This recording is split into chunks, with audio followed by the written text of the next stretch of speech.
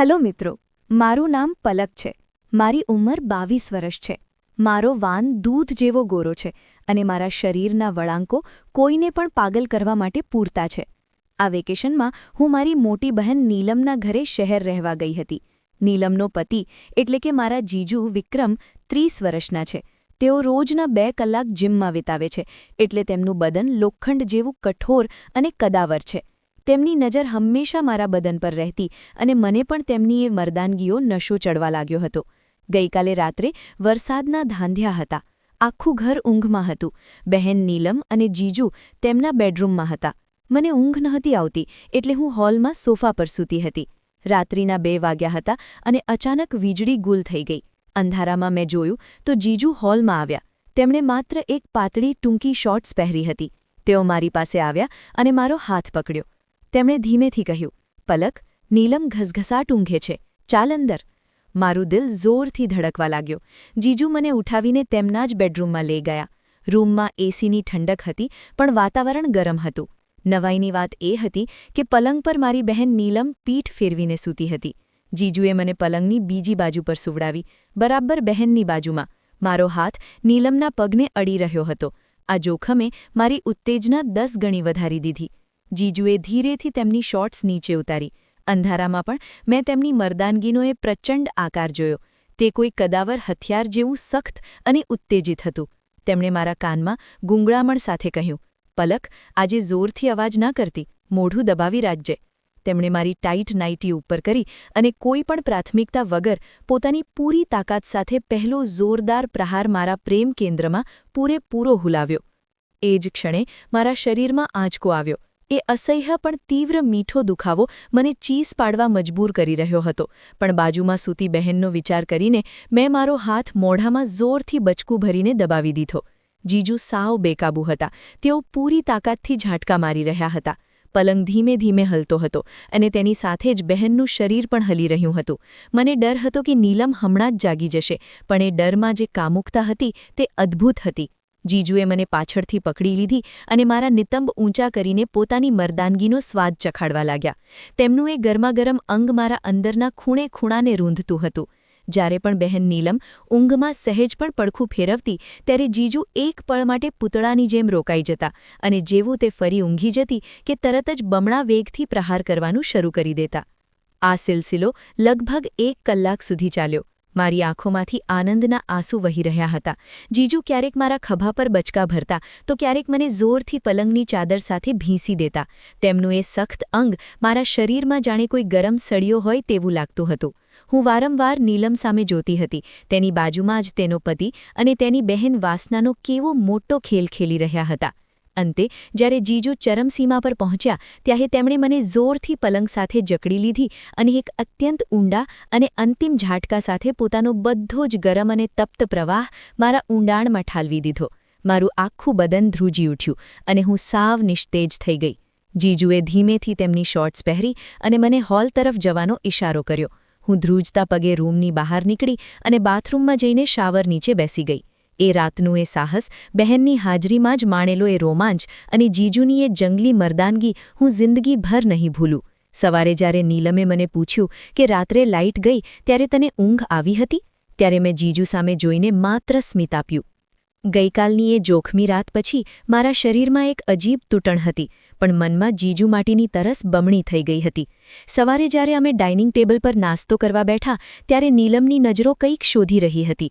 તેણે જીજુ સામે જોયું અને પછી મારી સામે જોઈને પૂછ્યું, "પલક, તારા ગળા પર આ લાલ નિશાન કેવું છે? કાલે રાત્રે મચ્છર કરડ્યો હતું કે શું?" મારો શ્વાસ અદ્ધર થઈ ગયો. મેં જલ્દીથી મારો દુપટ્ટો સરખો કર્યો અને જીજુ સામે જોયું. જીજુએ શાંતિથી ચા પીતા કહ્યું, "હા નીલમ, કાલે રાત્રે લાઇટ ગઈ હતી ને, એટલે મચ્છરો બહુ હતા." નીલમ થોડીવાર ચૂપ રહી, પણ તેની નજરમાં શંકાની એક લકીર હતી. તે બોલી, "રાત્રે પલંગ પણ બહુ હલતો હતો. મને લાગ્યું કે ભૂકંપ આવ્યો છે કે શું?" જીજુ હસી પડ્યા, પણ મારી હાલત ખરાબ હતી. બપોરે જ્યારે નીલમ પડોશમાં કોઈને મળવા ગઈ હતી, ત્યારે હું કિચનમાં પાણી પીતી હતી. અચાનક જીજુ પાછળથી આવ્યા અને મને કમરથી પકડીને સ્લેબ સાથે ભીંસી દીધી. તેમણે મારા કાનમાં ગરમ ફૂંક મારી. "બહેન શંકા કરે છે, પણ એમાં તો અસલી મજા છે." તેમણે કોઈ પણ વાત કર્યા વગર મારી કુર્તીના બટન ખોલવા લાગ્યા. મેં તેમને રોકવાનો પ્રયત્ન કર્યો. "જીજુ, બહેન ગમે ત્યારે આવી જશે, પણ તેઓ સાવ પાગલ હતા. તેમણે મને કિચનના પ્લેટફોર્મ પર જ બેસાડી દીધી અને મારા પગ પહેલા કરી દીધા.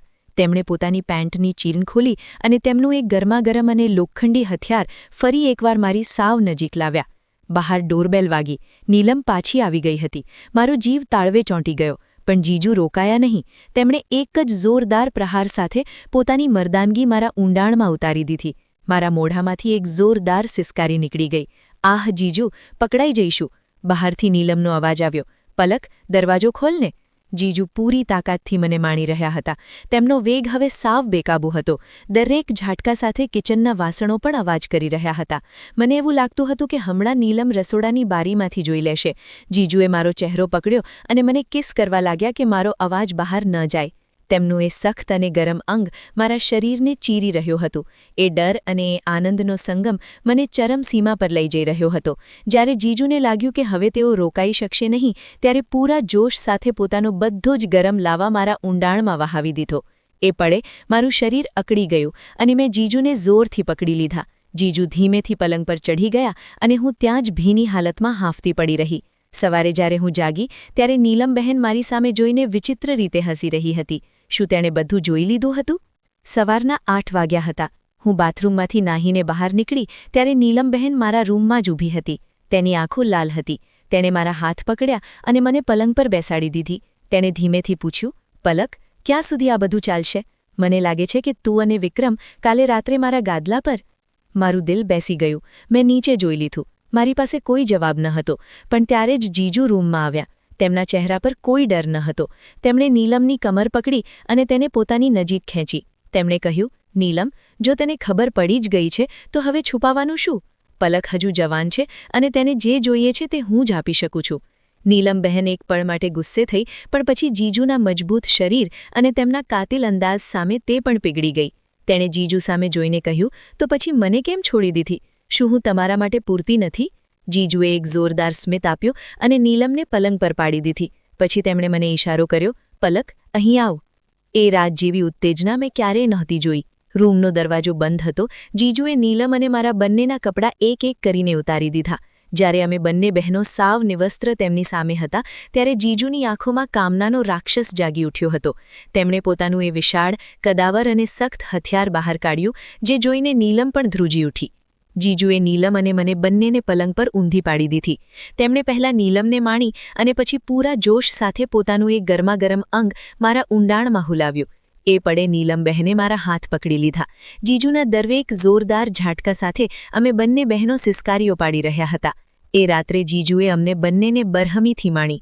તેમનો વેગ એટલો જંગલી હતો કે પલંગના પાયા પણ કકડવા લાગ્યા હતા.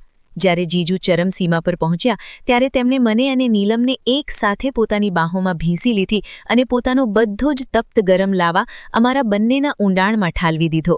એ રાતે બધા જ સામાજિક બંધનો તૂટી ગયા હતા. અમે ત્રણેય પરસેવાથી રેબઝેબ હાલતમાં એ જ પલંગ પર સૂઈ ગયા હતા. સવારે જ્યારે સૂરજ ઉગ્યો ત્યારે અમારા ત્રણેય વચ્ચે એક નવો જ સંબંધ બંધાઈ ચૂક્યો હતો. એક એવો સંબંધ જે દુનિયાની નજરમાં ગલત હતો, પણ અમારા શરીર માટે તે જ સાચું સુખ હતો. હવે નીલમ બહેનને કોઈ શંકા ન હતી, કારણ કે હવે તે પણ આ ખતરનાક ખેલનો હિસ્સો બની ગઈ હતી. મિત્રો, આ હતી પલક, જીજુ અને નીલમ બહેનની એ રોમાંચક અને ગરમાગરમ કહાની. જો આ ક્લાઇમેક્સ તમને ગમ્યો હોય તો લાઇક, શેર અને સબસ્ક્રાઇબ કરવાનું ભૂલતા નહીં.